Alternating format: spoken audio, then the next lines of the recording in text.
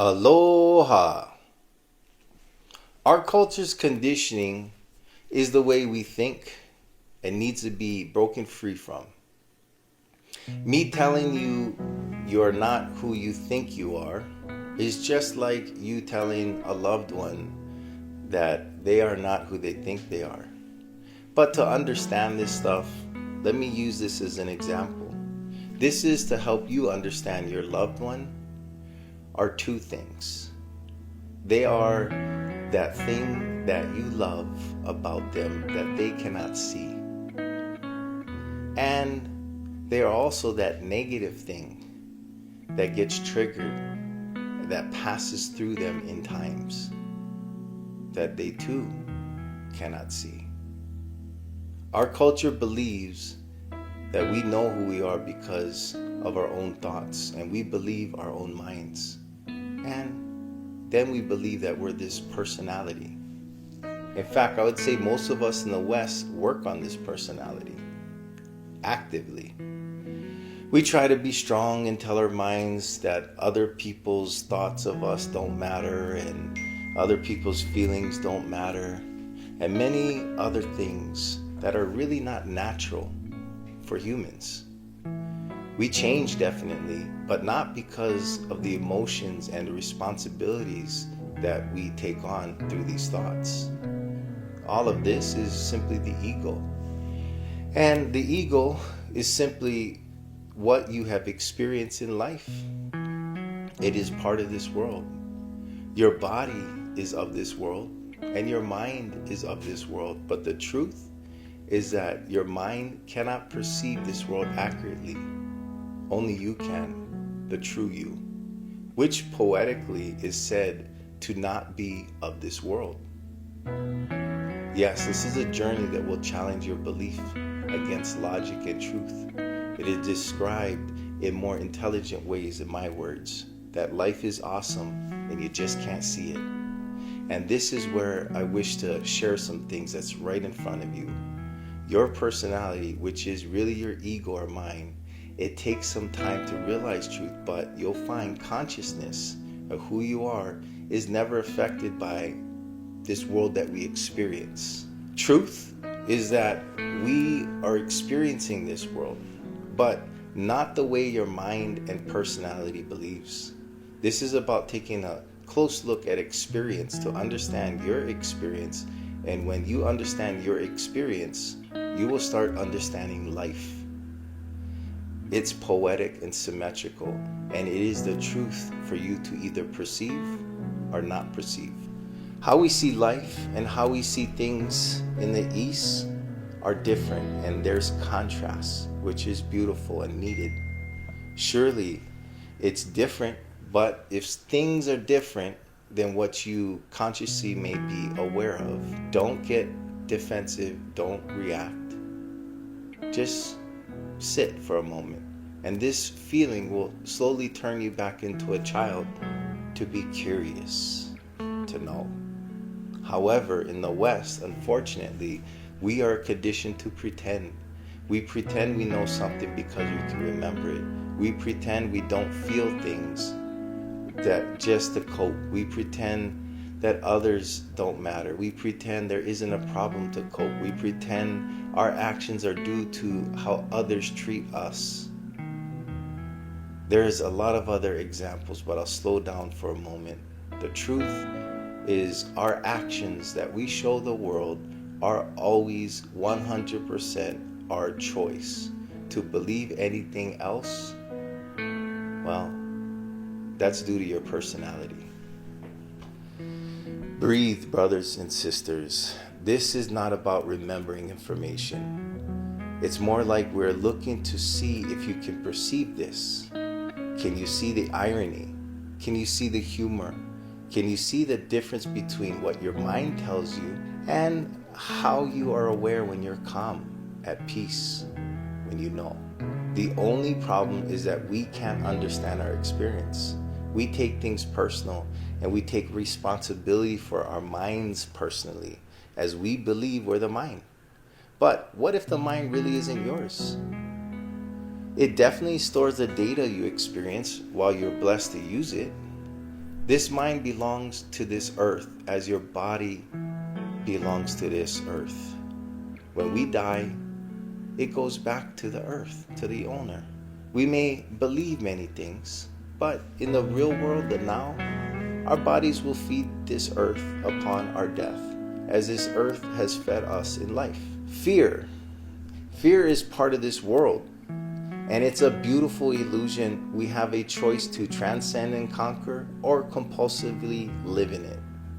But in our culture, if I were to say this on the street, you might as well put a sign on me and write, "God is coming." I know how this sounds. I know how hard it is to believe, but I also know this is the truth. To help you understand, there are dimensions that in the West we all see as one. But in the East, these dimensions are many. This is only conditioning. The truth is, like math and the laws of this world, much like gravity, it can be proven, but it is not easily comprehended. Some may say it's dumb, some may say it's not working, some may have mistakes because of their own math or understanding of the laws. Some may believe it's wrong, but some may never stop until they perceive the lesson in their minds. And those without mind usually perceive very well. We believe we are this personality. How can a person change if they believe they are something they are not? This is my quest to create doubt for your mind, to create awareness. This will cause you to act consciously. This action, conscious action, I hope you look inward. The journey inward is an amazing journey of getting to know yourself using those that have gone before you. But for us in the West, it's like we're on a sailing ship to a location unknown. You're Columbus on his way to Americas. When you get there, I hope you'll be able to see this world outside of your mind. I pray you know all your mind's beliefs and what others have done in the past, and you're able to choose your truth when you arrive to the Americas. How do you wish for the Americas to experience you? Please think, if our minds is this world, and the truth is that we and you have reacted out of fear in the past, don't you desire a way to find a different action of how others can experience you? We cannot change our minds by thoughts, but you can use your mind to study and experiment over time. We can change our actions this world sees. To change this action we show this world, we start changing the action in our mind. This is the way it works. Your personality is your ego. Neither will ever make you feel love or happiness sustained. You only experience it in moments, and you're addicted to seeking the high, which ironically is to feel love, which is even more crazy. It's actually trying to feel you. So, due to our mind's ignorance, or specifically our ignorance believing we are the minds, our personality, we start believing this program and this personality, and we start reacting subconsciously. My proof for you is that later, when you're aware, you feel bad of your actions when you react. Then you'll probably ignore this intelligent side of you, numbing ourselves to life, decreasing our sensitivities. Please think. Being sensitive seems to be a weakness in our society, but being sensitive is like having sight. The more sight, the better. The more hearing, the better. This is our inner sense. Why are we numbing this and ignoring this? It's because we're afraid. In our culture, I see things differently now. I see us as barking dogs. As soon as we get triggered, we react. Your dog does not have the capacity to learn and understand and choose like you do. Imagine, if you will, that when your chihuahua started barking, you could tell him, hey guy, I got your back, or let's go investigate. Or when it's your best friend, that you let him know that this is your best friend and he'll stop barking. Imagine if your dog could comprehend this. Well, your dog does not have this gift, but you do. Being human is a gift. Having consciousness is the highest form of intelligence. Look around. We are the only beings on this planet that have this high level of intelligence. This is consciousness. Our minds is the lowest form of intelligence inside of you. Is there any other creature on this planet that has your level of awareness? And guess who should care for those we perceive?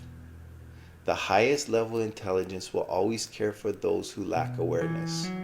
We, all humans, are caretakers of this world.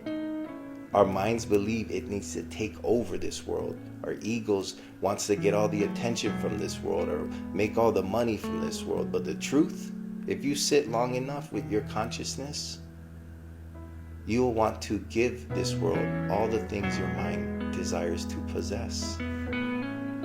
This is a duality.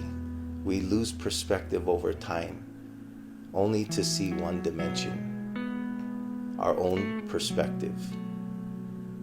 Is life really only what you perceive? Or is it possible that this is a spiritual journey that is shared by all? We all share consciousness. We all share truth in the now. And we all are perfect and only believe we're not. This is where I believe we somehow got off the right track. The good news is that we only need awareness. We only need to learn. Because consciousness, you'll find, is not affected by this world. Your mind is. And you must learn to get past your beliefs, to realize the experiences that you're having, to develop a knowing. Knowing is the only thing that can change belief.